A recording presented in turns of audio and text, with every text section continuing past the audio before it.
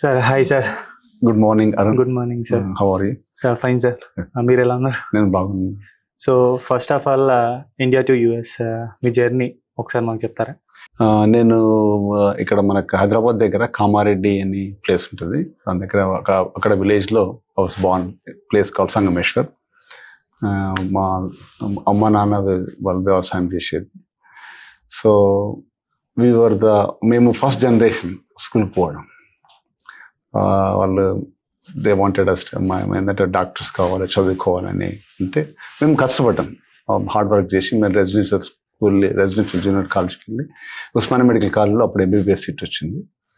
వచ్చిన తర్వాత నేను అప్పట్లో మనకు టెక్నాలజీ ఇంత డెవలప్ లేకుండే. అమెరికాలో మెడిసిన్ చాలా అడ్వాన్స్డ్ ఉంది ఇండియాతో కంపేర్ చేస్తే. ఇప్పుడు మన కింద ఇంటర్నెట్ వల్ల మనం అన్ని దేశాల్లో ఒకే ట్రీట్మెంట్ జరుగుతుంది. అప్పట్లో అమెరికాలో ఉన్న టెక్నాలజీ ఇండియా రావాలంటే ఒక 10 years పట్టేది. అందుకే నేను అమెరికా పోయి అడ్వాన్స్డ్ మెడిసిన్ నేర్చుకుందామని అమెరికా వచ్చాను అనమాట. ఓకే సార్, అది హార్ట్లో బ్లడ్ వెజిల్స్ ఉంటాయి కదా, దాన్ని బ్లాక్స్ వస్తూ ఉంటాయి. అవి రాకుండా మనం ఏం చేయొచ్చు? కరెక్ట్. దాన్ని ఏమంటారంటే అథెరోస్క్లెరోసిస్ అంటారు. ఆ బ్లడ్ వెల్స్లో మన బ్లాక్ అయినప్పుడు హార్ట్ అటాక్ వస్తుంది. ఎందుకు వస్తుందంటే ఆ బ్లడ్ వెల్స్ ఎందుకు బ్లాక్ అవుతుందంటే కొలెస్ట్రాల్ మెయిన్గా.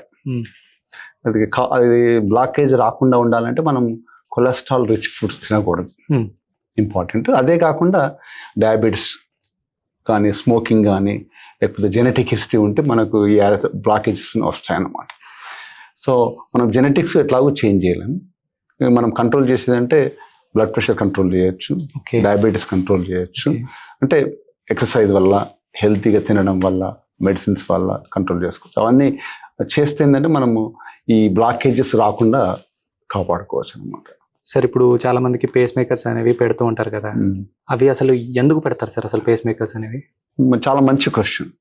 ఇప్పుడు మనకు ఒక ఇల్లు తీసుకున్నాం అనుకోండి, ఇంట్లో ప్లంబింగ్ అని ఉంటుంది, పైప్ వాటర్ కనెక్షన్, ఇంకోటి ఎలక్ట్రిసిటీ అని ఉంటుంది. ఇది ప్లంబింగ్ అనేది మనం చెప్తున్నాం రక్తనాళాలు బ్లాకేజ్. ఎలక్ట్రిసిటీ సిస్టమ్ సపరేట్ ఉంటుంది హార్ట్కి, అందుకే కంట్రాక్ట్ అవుతాయి అన్నమాట. ఆ ఎలక్ట్రిసిటీ సిస్టంలో ప్రాబ్లం వస్తే పేస్ మేకర్ అవసరం అయితే. ఏమైతుందంటే మనకు హార్ట్లో 4 chambers ఉంటాయి కదా. ఇది హార్ట్ మెయిన్గా హార్ట్ ఫంక్షన్ ఏంది, మన బ్లడ్ను పంప్ చేయాలి, బాడీకి తీసుకోవాలి, పంప్ చేయాలి. అది పంప్ చేయాలంటే ఇవి మన హార్ట్లో నోడ్స్ అని ఉంటాయి, ఎస్ఏ నోడ్, ఏవి నోడ్ అనేవి ప్రాపర్గా కంట్రాక్ట్ కావాలి, అయితే పంపింగ్ అవుతాను. ఆ కండక్షన్ సిస్టంలో ఏమైనా ప్రాబ్లం అయిందనుకో, అప్పుడు హార్ట్ స్లోగా అవుతుంది. హార్ట్ స్లో అయినప్పుడు మనకు దానికి పేస్ మేకర్ అవసరం అనమాట. సార్ ఇప్పుడు ఒకటి నార్మల్గా చాలా మంది మార్కెట్లో అంటుంటారు, పేస్ మేకర్ ఉన్నప్పుడు మనకి ఏదైనా ఎలక్ట్రానిక్ డివైస్, మొబైల్ కానీ ఏదైనా పెట్టుకున్నప్పుడు దానికి ప్రాబ్లం అవుద్ది అని అనుకుంటూ ఉంటారు. అసలు నిజంగా ప్రాబ్లం ఉంటుందా? చాలా మంచి క్వశ్చన్. ఇది పాతకాలం జమానా అవి ప్రాబ్లమ్స్ ఉంది. ఇప్పుడు టెక్నాలజీ చేంజ్ అయిపోయింది, కొత్త పేస్ మేకర్స్ అటువంటి ప్రాబ్లం లేదు. మనం మైక్రోవేవ్ దగ్గర పోవచ్చు, ఫోన్ మాట్లాడుకోవచ్చు, ఫోన్ జేబులో పెట్టుకోవచ్చు, మన ఎయిర్పోర్ట్ కూడా స్కానింగ్ లో కూడా పోవచ్చు. సో ఇప్పుడు కొత్త పేస్ మేకర్స్ కు రెస్ట్రిక్షన్స్ అంటూ ఏమీ లేవు. కాబట్టి మనకు ఆ భయం అవసరం లేదన్నమాట. ఇప్పుడు హార్ట్ కి స్టంట్స్ అనేవి వేస్తారు కదా సార్, అవి మామూలుగా దాని ప్రొసీజర్ ఎలా ఉంటుంది సార్? అసలు స్టంట్స్ ఎందుకు వేయాలి? కరెక్ట్. ఇప్పుడు ఏంటంటే మనం అనుకున్నాం కదా ప్లంబింగ్, ఇప్పుడు పైప్స్ లో ఎట్లా ఉంటే హార్ట్ లో కూడా పైప్స్ ఉంటాయి. ఎందుకు అవసరం అయితే ఇప్పుడు మనం హార్ట్ మజిల్ ఉంది కదా, మన కంట్రాక్షన్ రిలాక్స్ అవుతుంది. కాబట్టి హార్ట్ మజిల్ కూడా ఫుడ్ కావాలి కదా. ఫుడ్ కావాలంటే ఎట్లా, గ్లూకోజ్ అనేది ఆ రక్తనాళాల ద్వారా పోతుంది. ఫుడ్ కావాలి, ఆక్సిజన్ కావాలి. ఇప్పుడు ఆ రక్తనాళాల్లో బ్లాక్ అయినప్పుడు ఏమైతుందంటే ఆ మసిల్ అయితే ఏదైతే సప్లై చేస్తుందో ఏరియాకు ఫుడ్ ఉండదు, ఆక్సిజన్ ఉండదు, హార్ట్ అటాక్ అయితే. ఇప్పుడు బ్లాక్ అయినప్పుడు దాన్ని ఏం చేయాలి, మనం తీసేయాలి బ్లాక్. ఇంతకుముందు ఏంటంటే మన బ్లాకేజ్ అయినప్పుడు మనం బెలూన్ పెట్టి డైలేట్ చేస్తుంటాం ఆర్టరీని. ఇవన్నీ మెటల్ ట్యూబ్స్ కాదు కదా, రబ్బర్ ట్యూబ్స్ లాగా. ఇంతకుముందు ఏంటంటే ఆ బెలూన్ పెట్టి డైలేట్ చేస్తే అది ఓపెన్ ఉంటుండే. కానీ ఏంటంటే మనకు మళ్ళీ క్లోజ్ అవుతుంది. 50% ఆఫ్ ద టైమ్స్ మనం ఓపెన్ ఉంటుంది, ఒక 10 రోజుల్లో, 9 రోజుల్లో మళ్ళీ క్లోజ్ అయ్యే అవకాశం, ఒక్కోసారి ఇమీడియట్ క్లోజ్ కావచ్చు, అయితే మళ్ళీ హార్ట్ అటాక్ వస్తుంది. అది క్లోజ్ కాకుండా ఉండాలంటే మనకు ఒక స్కాఫోల్డ్ పెట్టాలి. ఈ స్టెంట్ అనేది ఒక స్ప్రింగ్ లాగా ఉంటుంది అనమాట. ఆర్టరీని మనం ఇట్లా ఓపెన్ చేసిన తర్వాత ఇంత ఈ స్ప్రింగ్ లాగా పెడతాం అన్నట్టు. పెడితే ఏంటంటే అది క్లోజ్ కానివ్వదు, అది స్టెంట్. సార్ ఇప్పుడు ఇది యాంజియోగ్రఫీ అండ్ యాంజియోప్లాస్టీ అని ఉంటుంది కదా, దాని డిఫరెన్స్ ఏంటి సార్ అసలు? గుడ్.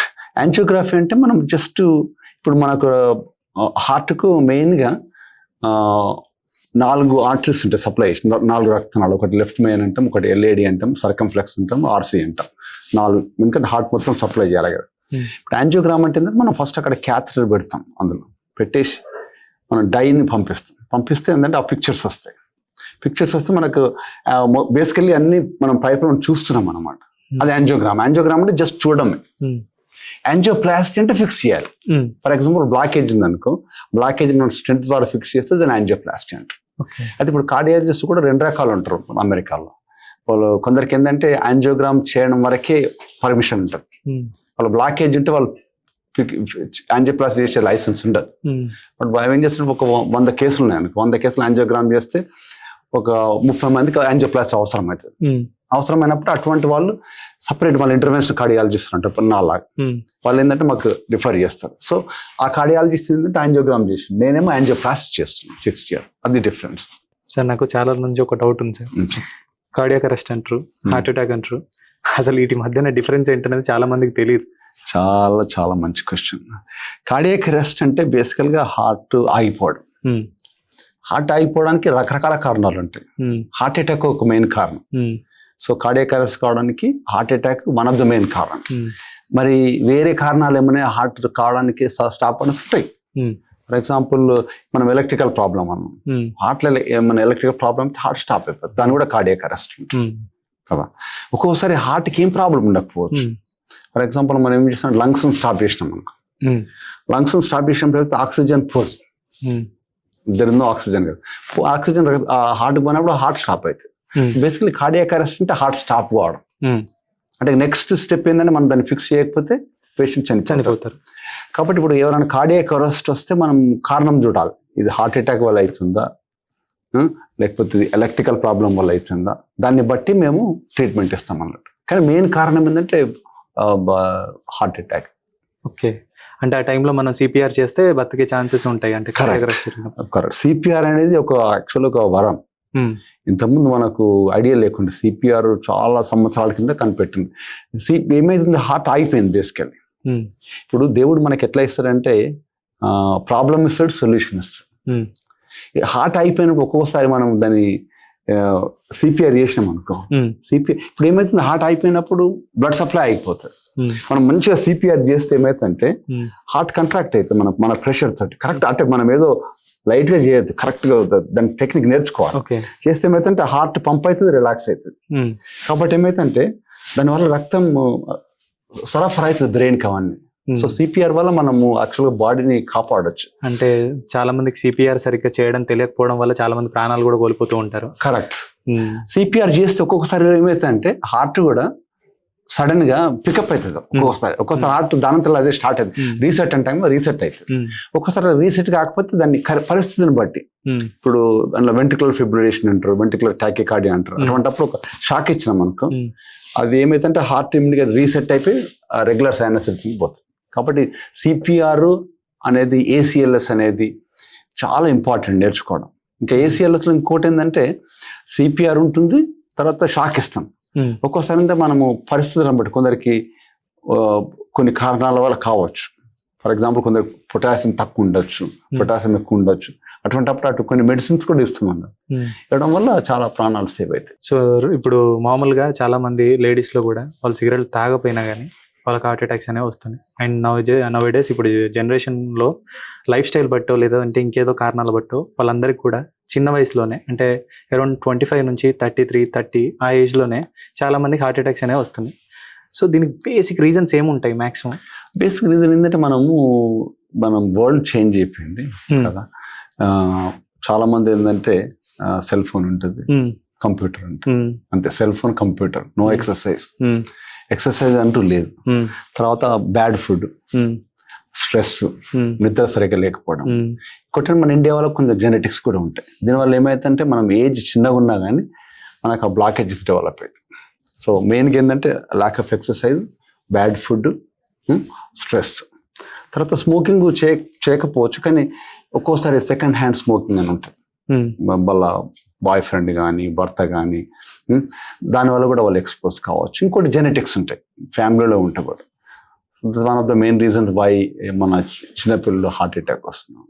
కొన్నిసార్లు మనకి స్ట్రెస్ అనేది తీసుకుంటాం చాలా వరకు. అప్పుడు లైట్గా మనకి ఇక్కడ పెయిన్ వచ్చినట్టు అనిపిస్తూ ఉంటుంది.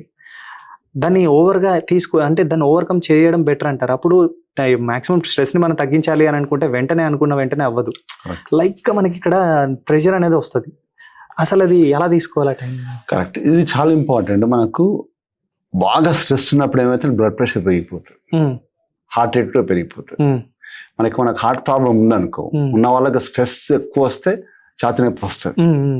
అదొక కారణం అయితే. కాబట్టి ఎప్పుడైనా స్ట్రెస్ వచ్చి ఛాతీ నొప్పి వస్తే ఎందుకైనా హార్ట్ చెకప్ చేయించుకో. ఇంకొకసారి ఏమైతుంటే కొందరికి పర్టికులర్గా విమెన్లో స్ట్రెస్ అయినప్పుడు ఆర్టరీస్ అందులో బ్లాకేజ్ ఉండదు, కానీ ఏమైతుంటే కన్స్ట్రిక్ట్ అవుతుంది, స్పాజం అవుతుంది. దాన్ని ఏమంటే స్ట్రెస్ వల్ల వి కాల్ వ్యాజోస్పాజం అయినా కానీ బ్లాకేజ్ లేకున్నా కానీ ఏమైతే బ్లడ్ సప్లై ఆగదన్నమాట. కాబట్టి ఎప్పుడైనా ప్రతిసారి స్ట్రెస్ వచ్చినప్పుడు ఛాతీ నొప్పి వచ్చి స్ట్రెస్ పైన పోతే సమ్ ప్రాబ్లం, ఇదేదో వ్యాసోస్పాజం కానీ లేకపోతే బ్లాకేజ్ కానీ ఉండొచ్చు. మనము కార్డియాలజిస్ట్ కలిస్తే వాళ్ళు కొన్ని టెస్టులు చేస్తారు, సిటీ యాంజియో కానీ కరోనరీ యాంజియో కానీ స్ట్రెస్ టెస్ట్ కానీ చేసి కనుక్కుంటున్నాం. ఇప్పుడు చాలా మంది పిల్లల్ని ఇలా గుండెల మీద పండుకోబెట్టుకుంటారు కదా, అది ఓకేనా? లేదంటే ఏదన్నా నిద్రలో మామూలుగా ఎఫెక్ట్ ఏమైనా ఉంటుందా? పడుకున్నప్పుడు మనకు తెలియదు కదా, మన మీద పడుకుంటారు. Correct. God created the situation వేరే, మనకు చాలా ప్రొటెక్షన్స్ ఇచ్చాడు. ఉంది కదా, దీనికి రిబ్ కేజ్ ఉంటుంది, గుండె బయట ఉంటుంది కదా, మన సెక్యూరిటీ రిబ్ కేజ్ అంటారు ఉంటుంది. కాబట్టి మనం చిన్నపిల్లల్ని ఎత్తుకోవడము ఏం ఎఫెక్ట్ ఉండదు. అంటే లైట్గా ఇక్కడ పెయిన్ వచ్చినట్టు అని అది సిచ్యువేషన్స్ ఉన్నప్పుడు ఇప్పుడు అది చూడాలి. ఇప్పుడు మనం ఏంటంటే ఏమైందంటే ఛాతీ నొప్పి వచ్చినప్పుడు భయం ఉంటుంది మనకు, ఎందుకంటే అక్కడ హార్ట్ కదా. 90% ఆఫ్ ద టైమ్స్ అది హార్ట్ కాకపోవచ్చు. ఇప్పుడు ఛాతీ నొప్పి మనం ఇట్లా కదిలినప్పుడు వచ్చింది అనుకో, అది పట్టేయడం అంటారు, వస్తే అది హార్ట్ కాదు. హార్ట్ పెయిన్ ఎట్లా వస్తుంది అంటే main important most of the times మనం బాగా రన్నింగ్ చేసినప్పుడు కానీ, మనం హిల్ క్లైంబ్ చేసేటప్పుడు కానీ, పైకి పోయేటప్పుడు కానీ ఇట్లా ఎవరన్నా స్క్వీజ్ చేసినట్టు వస్తున్నారు, ఒత్తిడి చేసినట్టు. రెస్ట్ తీసుకోగానే పోతుంది. ఓకే, కానీ అది అది అది యాంజైనా, కానీ దాన్ని యాంజైనా అంటాం. మనం కూర్చున్నప్పుడు ఇట్లా చేయి కదిలినప్పుడు లేకపోతే ఇట్లా అయితే అది మోస్ట్ లైక్లీ.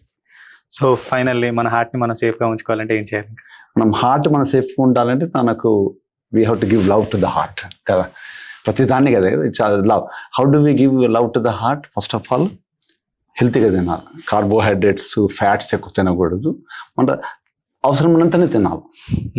డైలీ ఎక్సర్సైజ్ చేయాలి, డైలీ అట్లీస్ట్ 6 to 8 hours పడుకోవాలి, స్మోకింగ్ చేయకూడదు, ఆల్కహాల్ తాగకూడదు.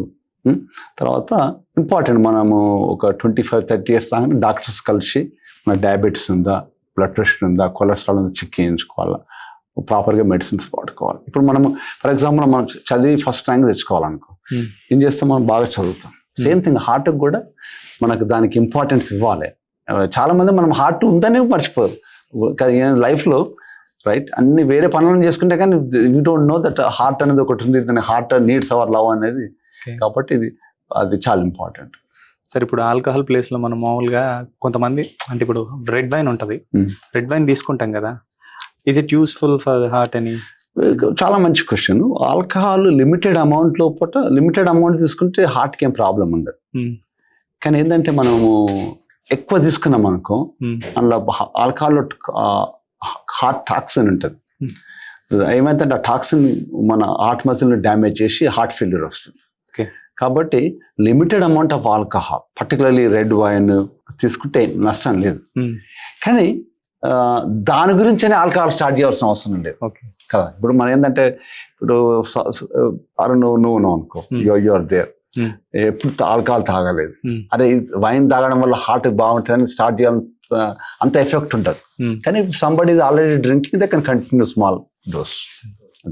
Thank you so much sir, మీరు మీ టైంని కేటాయించి మాకు వచ్చి ఒక చిన్న వీడియో బయట ఇచ్చినందుకు thank you so much. No problem Arun, hope మీ ప్రేక్షకులు ఎంజాయ్ చేస్తున్నాను అనుకుంటున్నాను. Thank you.